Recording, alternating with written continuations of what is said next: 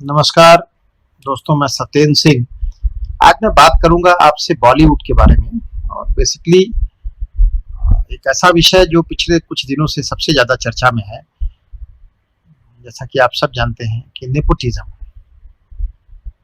सबसे पहले तो नेपोटिज्म का जो लिटरल मीनिंग है वो समझ लिया जाए कि नेपोटिज्म का मतलब दोस्तों होता है परिवारवाद।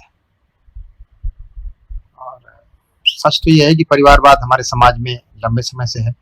और मेरा अपना मानना है कि परिवार तो हम सब के समाज की या हर समाज की सबसे इम्पोर्टेंट कड़ी है, सबसे इम्पोर्टेंट यूनिट है, सबसे डेमोक्रेटिक यूनिट है, सबसे आइडियल यूनिट है।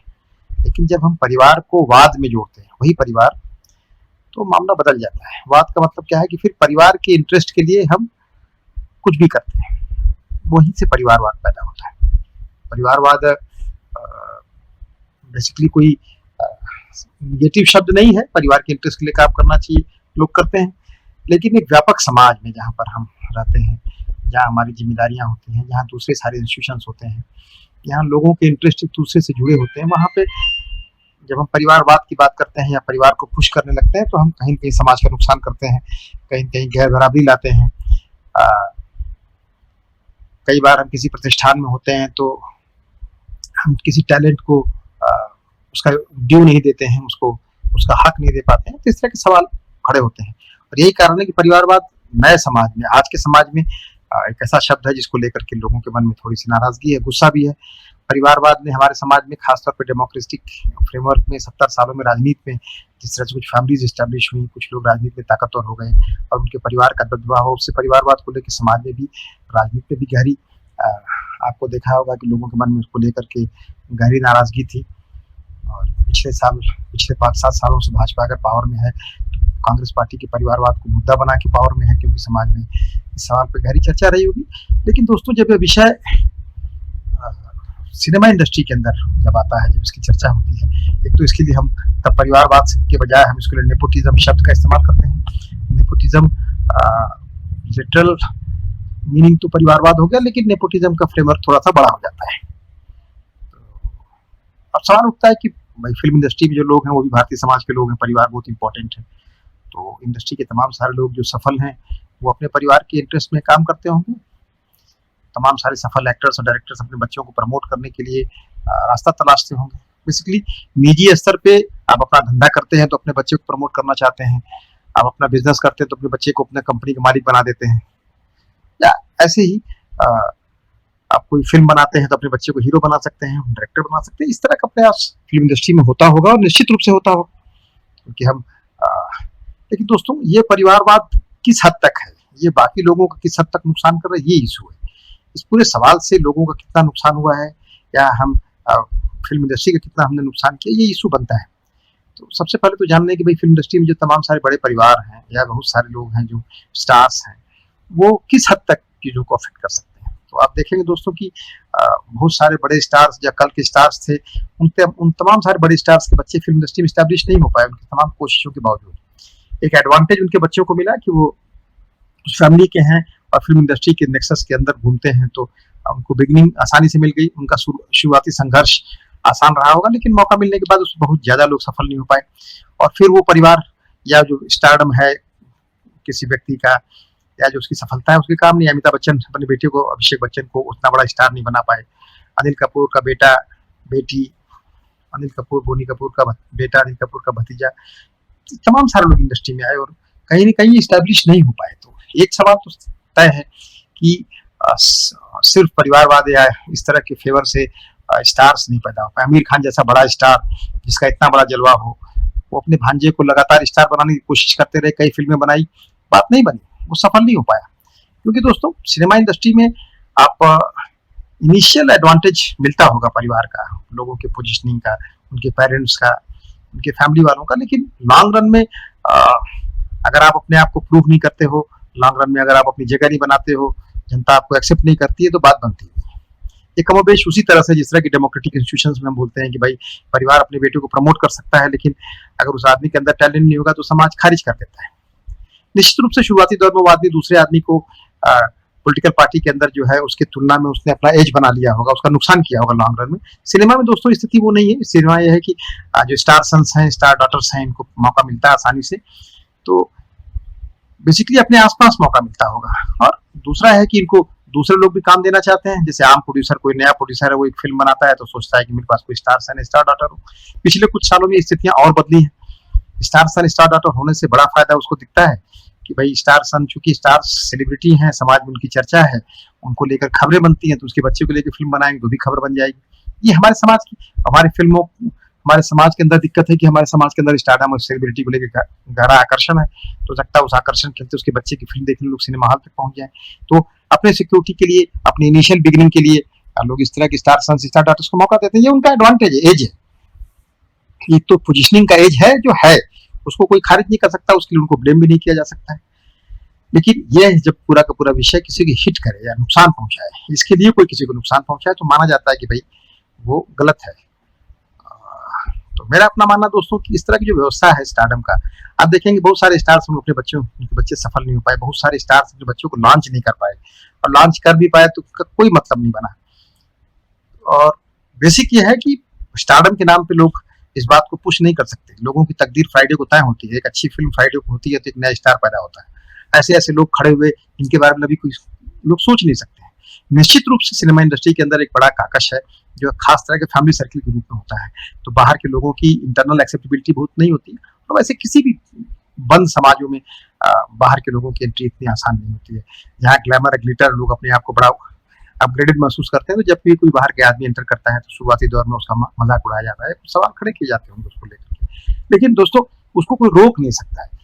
हिंदी सिनेमा इंडस्ट्री में अक्षय कुमार बाहर का एक आदमी, एक लड़का आता है, आज स्टारडम की उस मोड़ तक चला गया। शाहरुख खान आए, उस मोड़ तक खड़े हुए।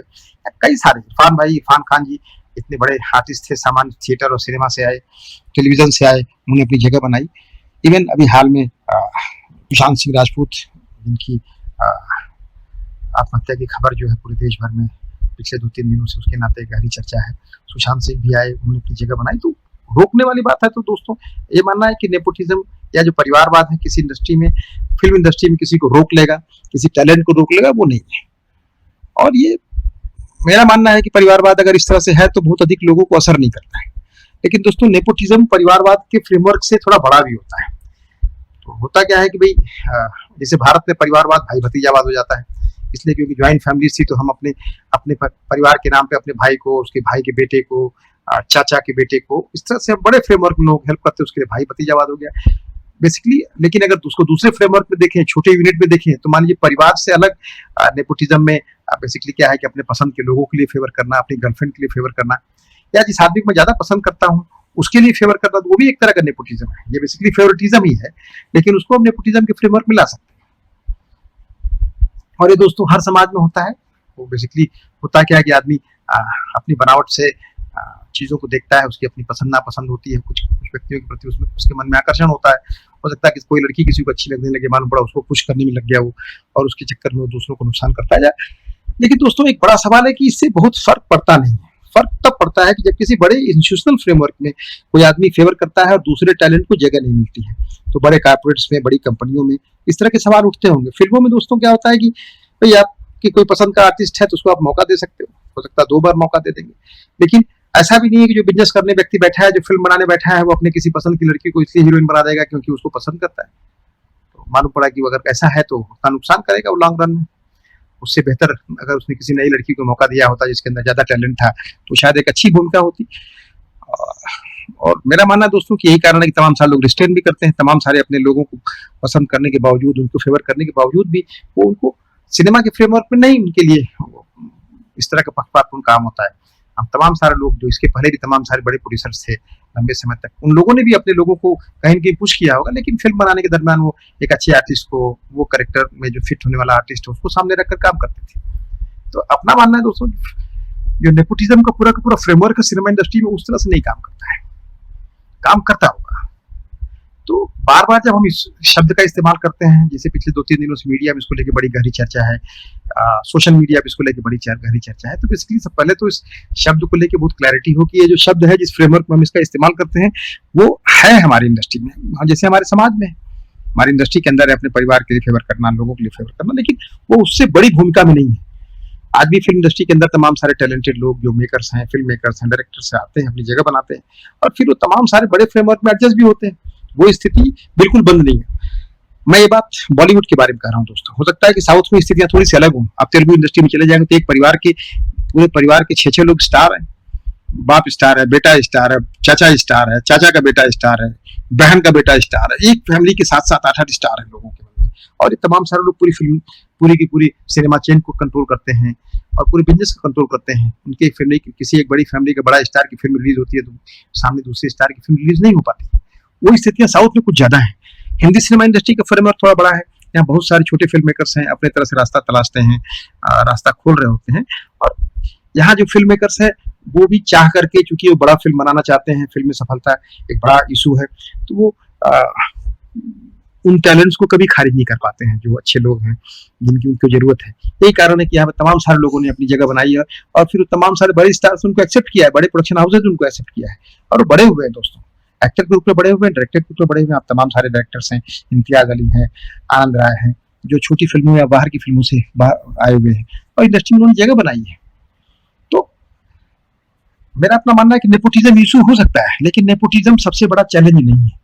चैलेंज कुछ और है, हम इसको कंफ्यूज करते हैं दोस्तों। चैलेंज ये है कि फिल्म इंडस्ट्री के अंदर जो है एक मेजर सवाल जो पिछले कुछ सालों से है वो ये है कि पूरी की पूरी फिल्म इंडस्ट्री को, हिंदी फिल्म इंडस्ट्री को कुछ लिमिटेड लोग कंट्रोल करने लगे हैं।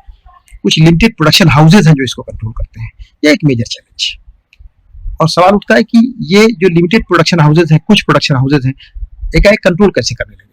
एक्चुअली आज से पहले दोस्तों तमाम सारी फिल्में बनती थी, 100-200 प्रोड्यूसर होते थे, लेकिन लगातार आपने देखा होगा कि फिल्मों की संख्या कम हो गई बनने की। तमाम सारे बी सी ग्रेड के प्रोड्यूसर्स हिंदी सिनेमा से बाहर चले गए। जब से मल्टीप्लेक्स आए हैं दोस्तों, तब से फ्रेमवर्क बदला है। तो शुरुआत में तो ऐसा लगा कि मल्टीप्लेक्स आने से बाद चीजें बदलेंगी, छोटी फिल्में, अच्छी फिल्मों को जगह मिलेगी, बी और सी ग्रेड के लोग बाहर चले गए, मल्टीप्लेक्सेस से कम दर्शकों के थिएटर है, उसमें नई छोटी फिल्में आएंगी। वो नई शुरुआत में कई छोटी फिल्मों को काफी स्पेस भी मिला, दो चार फिल्मों ने काफी हलचल भी पैदा की, लेकिन वो बात बनी नहीं। अल्टीमेटली दोस्तों क्या हुआ कि मल्टीप्लेक्सेस की पूरी दुनिया जो है एक खास तरह से मोनोपोली की शिकार हो गई। होता क्या है कि मल्टीप्लेक्सेस में बड़े स्टार्स जिनकी फिल्में थी, वो जब उनकी फिल्में रिलीज होने लगी तो उस वक्त आसपास दूसरी फिल्में गायब हो जाने लगी। एक स्टार की फिल्म रिलीज होती है तो मल्टीप्लेक्स के जो है 20 शोज ले लेती है। इस मल्टीप्लेक्स में 25 शो होगा तो 4 या 5 शो बचता है। कोई दूसरी फिल्म के लिए उस वक्त जगह भी नहीं मिल पाती है दोस्तों। और ये पोजीशन तमाम सारे मल्टीप्लेक्सेस को एक साथ बड़े स्टार्स की बड़ी फिल्मों को रिलीज करने में जो बड़ी प्रोड्यूसर्स हैं उनको अपने कंट्रोल में ले लिया करते थे और मल्टीप्लेक्सेस भी उससे फायदा उठाते थे। और दूसरा है कि जो कि बड़े स्टार्स, बड़े बैनर्स की फिल्मों का रिलीज पब्लिसिटी डोमेन में बड़ा होता है, तो आमतौर पे क्या होता है कि बैनर के नाम पे, कंपनी के नाम पे और स्टार को लोगों ने लिया होता है। फिल्म खराब होने के बावजूद भी 2 या 3 दिन में फिल्म अपनी रिकवरी कर ली जाती है।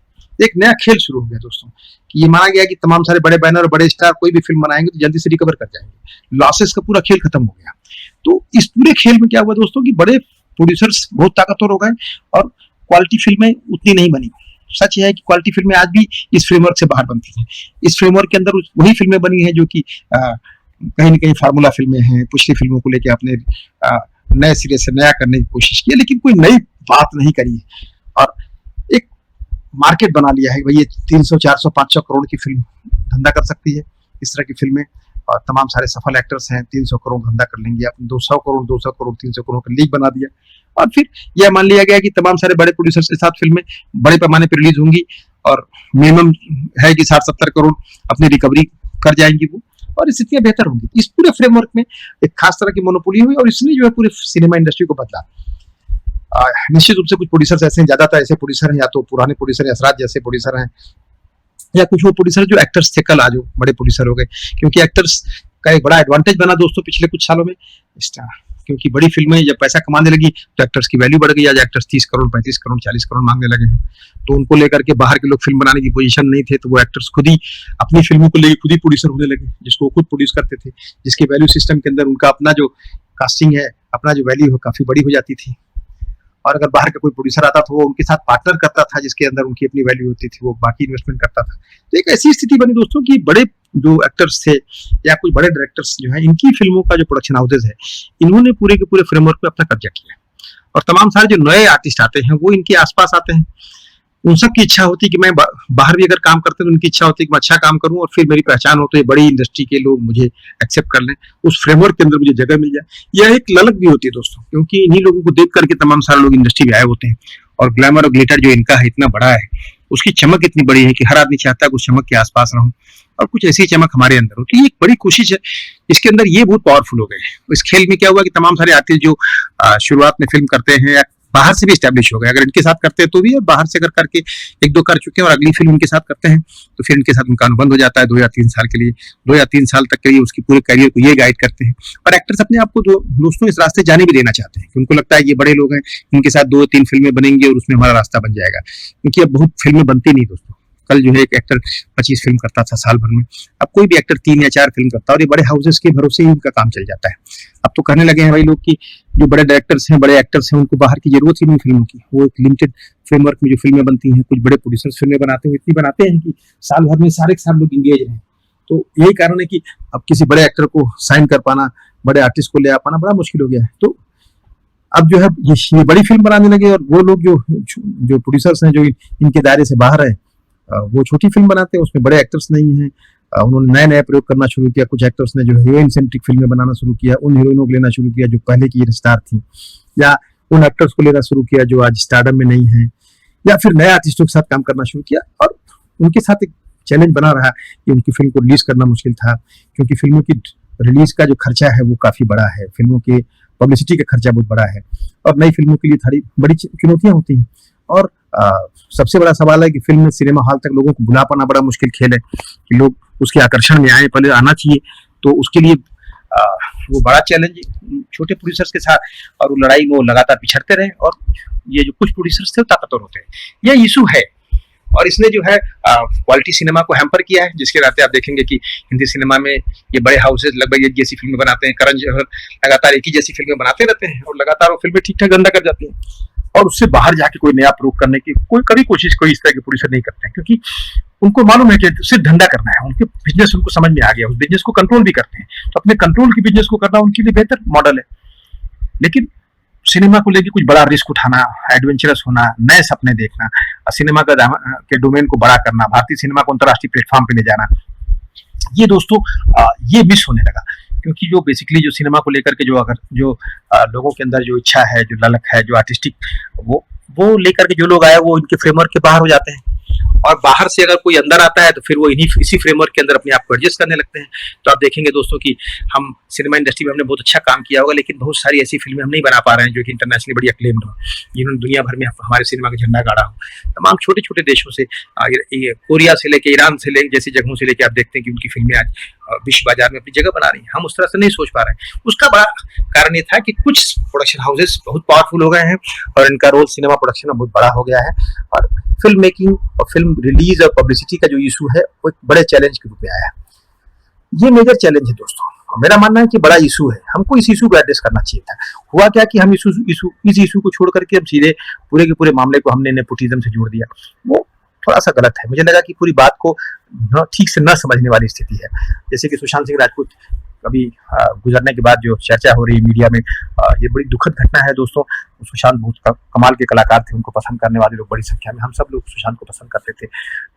किसी को समझ में नहीं आया कि सुशांत के साथ ऐसा कैसे हो गया, सुशांत ने आत्महत्या क्यों कर ली। तो फिर एक मीडिया में चर्चा चली दोस्तों कि कुछ लोगों ने उनको अपने क्लब से बाहर कर दिया, उनको फिल्में देना बंद कर दिया, या वो इसी तरह के कुछ किसी ने आरोप लगाया कि नेपोटिज्म के शिकार हो गए। तो मैं पूरी बातचीत को हम लोगों ने दोस्तों इसी संदर्भ में किया कि नेपोटिज्म से किसी व्यक्ति का इतना बड़ा नुकसान कैसे हो सकता है। ये बात थोड़ी सी परेशान करने वाली भी है। सुशांत सिंह राजपूत एक बड़े एक्टर थे, बड़े सफल एक्टर भी थे। सुशांत सिंह राजपूत 100 करोड़ की फिल्म कर चुके थे। सुशांत सिंह राजपूत की जनता में पहचान बन चुकी थी, लोग उनको रिसीव करने को रेडी थे। सुशांत सिंह राजपूत बार्गेनिंग पावर में थे, तो तमाम नए प्रोड्यूसर्स के साथ काम कर सकते थे, जो फिल्में सफल हो सकती थी। कोई उनको खारिज भी कैसे कर सकता है। हो सकता है कुछ बड़े प्रोड्यूसर्स ने उनको साथ अपने साथ काम करने से मना कर दिया हो, तो लेकिन उनके मना कर देने से सुशांत सिंह राजपूत का करियर दांव पे लग गया था, ऐसा नहीं होता दोस्तों। सुशांत सिंह अपने करियर को खड़ा कर सकते थे, और वो इतना बड़ा दबाव कैसे बन सकता है सुशांत ने आत्महत्या कर, ये मेजर चैलेंज है। तो इस बात को अगर ऐसा हुआ तो सुशांत के साथ क्या हुआ था, बेसिक घटना क्या थी, क्या चल रहा था मन में, दोस्तों इसकी सही पड़ताल होनी चाहिए, इस पे सही बातें आनी चाहिए। हो क्या रहा है कि हमने सुशांत के प्रति हमारी जो सही संवेदना है वो हम नहीं रख पा रहे हैं। हमने पूरे मामले को पोलिटिसाइज कर दिया, सोशल मीडिया पे घूम रहा है, कुछ हाउसेस थे, कुछ लोग हैं जिन्होंने परेशान किया। अगर ऐसा है तो उनकी जांच होनी चाहिए, अगर लोगों ने वाकई परेशान किया होगा सुशांत सिंह राजपूत को। लेकिन दोस्तों बेसिकली जिस तरह से टीवी चैनल पे बहस होती है कि फिल्म इंडस्ट्री में कुछ नेपोटिज्म है, कुछ लोग जो है सब कुछ गाइड करते हैं, ये दोस्तों ये बात समझ में नहीं आती। और होती भी होगी तो निश्चित रूप से उन लोगों के लिए है कि नए बच्चों को मौका नहीं मिलता, नए आर्टिस्टों को मौका नहीं मिलता। आपके लिए स्टार बनना बहुत मुश्किल है, लेकिन जो व्यक्ति को स्टार हो जाता है, एस्टैब्लिश हो जाता है, उसको ये कुछ लोग ब्लॉक कर दे, ब्लॉक कर सकते हैं अपने हाउस में, लेकिन वो स्टार तमाम नए लोगों को पैदा भी कर सकता है। एक एक्टर जो है सफल हो तो आज की तारीख में 4 नए पुरुष के साथ काम करता है, उसको पैदा कर सकता है, जो पैरेलल दुनिया खड़ी कर सकते हैं। क्योंकि भारत में दर्शकों का एक बड़ा बाजार है दोस्तों, और एक बड़ा मार्केट खड़ा हुआ है। ये सबसे डेमोक्रेटिक फ्रेमवर्क है। हर शुक्रवार को लोगों की तकदीर लिखी जाती है, एक्टर्स की, डायरेक्टर्स की, फिल्मों की। कोई कितना बड़ा एक्टर हो, सलमान खान जैसे बड़े एक्टर्स हैं, उनकी कई फिल्में औदे मुंह गिरी हैं दोस्तों। 3 दिन बाद उनको दर्शक नहीं मिले हैं, क्योंकि दर्शक जो है वो किसी से पैसा लेकर थोड़ी फिल्म देखने आता है, वो फिल्मों को पसंद करता है। ऐसे में दोस्तों यह बात परेशान करने वाली थी, यह बात समझ में नहीं आई कि सुशांत के साथ हुआ क्या। जिस तरह से पूरी बहस की गई दोस्तों, वो बहस मुझे लगा कि थोड़ी सी गलत थी, कि नेपोटिज्म बड़ा ही छोटा शब्द था, इसको बोल करके हमने पूरे मामले को डाइल्यूट किया। सच्चाई तो दोस्तों यह है कि सुशांत के गुजर जाने के बाद उसी बहाने जो चर्चा हुई, उसमें बहस ये होनी चाहिए कि सिनेमा इंडस्ट्री के अंदर बड़ा क्यों नहीं हो पा रहा है, सिनेमा इंडस्ट्री कुछ हाथों में क्यों केंद्रित है, तमाम सारे नए प्रोड्यूसर्स इमर्ज क्यों नहीं हो पा रहे हैं। अगर नए प्रोड्यूसर्स इमर्ज होते दोस्तों तो तमाम सारे नए एक्टर्स को स्पेस मिलता, बाहर के लोगों को जल्दी स्पेस क्यों नहीं मिल पाता है। तमाम सारे आर्टिस्ट जो हैं अब सिनेमा इंडस्ट्री में बड़ा सपना नहीं देखते हैं। कुछ लोग ही सारी दुनिया को डिक्टेट करने की पोजीशन में पहुंच गए हैं, इससे हमारी क्वालिटी में बड़ा फर्क पड़ा है। हम जो है अपने सिनेमा में स्तरीय काम नहीं कर पा रहे हैं, तो ये मेजर चैलेंज है। और फिर एक नया सवाल है दोस्तों कि अभी हाल के दौर में, जब हम आज लॉकडाउन के दौर में हैं और इसके बाद जो है OTT प्लेटफॉर्म बड़े पावरफुल होकर उभरे हैं, तो फिर लोग नए तरह से चीज़ों को देखने लगे। लोगों को लगता है दुनिया बदलेगी, प्रोडक्शन की डिज़ाइन बदलेगी, स्टारडम में फर्क आएगा। जो स्टार्स की जो मोनोपोली थी इनिशियली कम से कम साल 1.5 साल में आपको दिखेगा कि वो स्टार्स की मोनोपोली कम होगी। दर्शकों के दिमाग का फ्रेमवर्क में बहुत कुछ बदलाव आया है। कल सिनेमा बदलेगा दोस्तों, हो सकता है कुछ नए प्रोड्यूसर्स आए, कंटेंट की नई डिमांड है, बड़े इंटरनेशनल प्लेयर्स हैं OTT प्लेटफॉर्म्स में, और अमेजॉन और नेटफ्लिक्स जैसे प्लेटफॉर्म्स। हो सकता है जो कंटेंट की डिमांड में नए मेकर्स, नए क्रिएटिव लोगों को काफ़ी जगह मिले, उन आर्टिस्टों को काफ़ी स्पेस मिले। तो मैंने एक स्थितियाँ बदल रही हैं, उन स्थितियों में हमको उनको देखना कि चीज़ें बदलेंगी कैसे, उसका क्या असर पड़ेगा लॉन्ग रन में। हम पे बहस करनी चाहिए दोस्तों।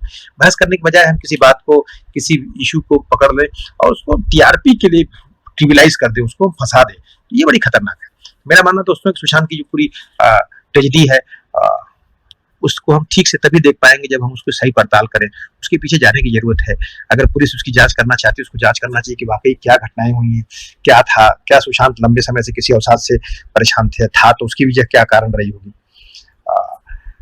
फिल्म इंडस्ट्री के कुछ लोगों ने उनको परेशान किया या इंटेंट उससे वो परेशान रहे तो उसकी भी जांच होनी चाहिए, या फिर कोई दूसरे बहुत पर्सनलाइज कारण थे क्या, या अगर ऐसा नहीं था तो फिर क्या हुआ। इन चीजों की दोस्तों पड़ताल होनी चाहिए। इस पूरे सवाल को लेकर के एक नेपोटिज्म जैसा एक शब्द करके फिर उसके आसपास पूरी बहस को घुमा देना, न तो ये सुशांत के पास सच्ची श्रद्धांजलि हो पाएगी दोस्तों, और न ही सिनेमा के प्रति हमारी समझ विकसित हो पाएगी। और हम कहीं न कहीं एक बार फिर अपने टीवी चैनल्स जो करते हैं, तमाम सारे टीवी चैनल्स, उनकी बकवास के बहस में हम एक पूरे इशू को हम डाइल्यूट करेंगे और मामले को खत्म कर देंगे। दोस्तों मेरा मानना है कि सिनेमा इंडस्ट्री के सामने बहुत सारे बड़े चैलेंजेस हैं। इसके लिए इंडस्ट्री को नए सिरे से सोचना होगा, गवर्नमेंट को भी इंटरवीन करना चाहिए। आज इतना लंबा अंतराल हो गया सिनेमा इंडस्ट्री के दर्जा पाने के बावजूद, इंडस्ट्री के दर्जा नहीं पा सकी है, आज भी सिनेमा इंडस्ट्री के रूप में नहीं फंक्शन करती है। बहुत सारे चैलेंजेस, जबकि सिनेमा इंडस्ट्री का डोमेन इतना बड़ा हुआ है, हमारा बाजार इतना बड़ा है, विश्व बाजार में हम एक बड़ी भागीदारी कर सकते हैं। OTT प्लेटफॉर्म में दुनिया बदली है, इसके बावजूद भी चैलेंजेस नहीं कम हो रहे हैं। उसके लिए सरकारों को इंटरवीन करना चाहिए और जो लोग इससे जुड़े हैं दोस्तों उनको काम करना चाहिए। और सिनेमा को लेकर के जो मीडिया में जिस तरह का परसेप्शन समय समय बनता है वो बड़ा खतरनाक है। ये जो मीडिया के लोग हैं जो बाहर से चीजों को देखते हैं, एक तो किसी चीज में गंभीरता न दिखा करके उसमें से मसाला निकालना, और सिनेमा उनके लिए मसाला का ही विषय रहा है हमेशा, वो बड़ी खतरनाक सी प्रवृत्ति है। तो मेरा मानना दोस्तों कि इससे हमें बचना चाहिए और सिनेमा के सामने जो मेजर चैलेंजेस है उनको समझना चाहिए। नेपोटिज्म है, हर समाज में है, सिनेमा इंडस्ट्री में भी है, लेकिन नेपोटिज्म से बड़ा इशू कुछ दूसरे है। वो ये है कि सिनेमा इंडस्ट्री कैसे ज़्यादा फंक्शनल हो पाए, ज़्यादा प्रोड्यूसर्स कैसे काम कर पाए, कुछ लोगों की मोनोपोली कैसे टूटे, ज़्यादा नए एक्टर्स को स्पेस कैसे मिलेगा, क्वालिटी सिनेमा कैसे इम्प्रूव होगी, ये मेजर चैलेंजेस हैं, इनके बारे में हमें बात करनी चाहिए। उसके लिए बहस होनी चाहिए प्लेटफॉर्म्स पे, टेलीविजन प्लेटफॉर्म्स पे, डिजिटल प्लेटफॉर्म्स पे, जो मिस है दोस्तों। मेरा मानना दोस्तों कि हम सबको उस दिशा में काम करना चाहिए, बजाय कि हम तमाशाबाजी करें। तो दोस्तों बस ये बात हम आपसे करना चाहते थे, क्योंकि बात सुशांत सिंह जैसे एक बड़े एक्टर के जाने के बाद जो दुख की घड़ी में बात हो रही थी, तो हमें लगा कि इस पर इंटरवीन करना चाहिए, बात करनी चाहिए, इसलिए हमने आपसे बात की। दोस्तों अगले एपिसोड में, अगली कड़ी में किसी और विषय पे बात करेंगे। नमस्कार।